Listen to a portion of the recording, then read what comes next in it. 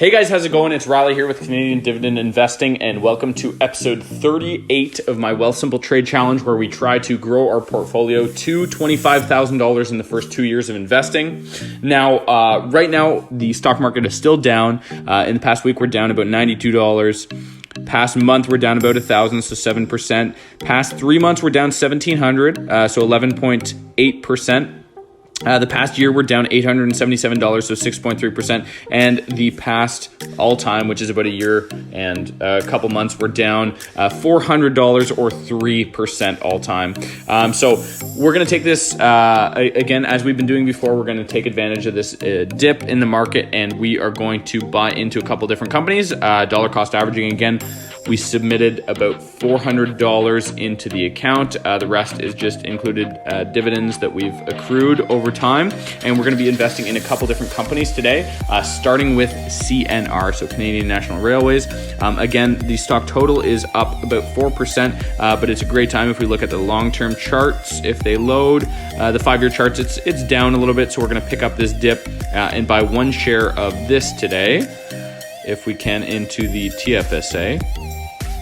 Perfect, confirm order. We haven't bought CNR in a while, but what I'm trying to do is get these the smaller holdings that I have up a little bit, just to average everything out in total. So Enbridge is the next company we're going to be investing in. Again, in the past year, it's spiked up high. Again, a very healthy dividend with Enbridge at 6.28%. But the 5-year chart, we can still see it's kind of climbing down a little bit. So we're going to, again, pick up this little dip, and we're going to buy about 3 shares, if we can, of Enbridge. Perfect.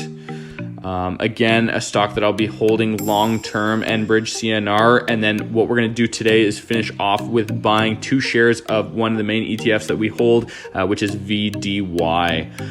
Definitely recommend you guys holding this if you're in the Canadian market. Great dividend stock.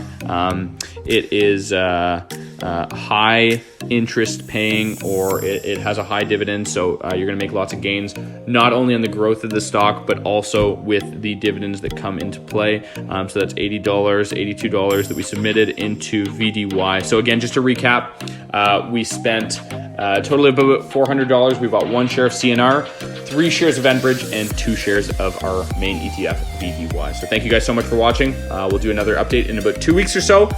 Hope you guys are doing great. Again, keep buying the dip.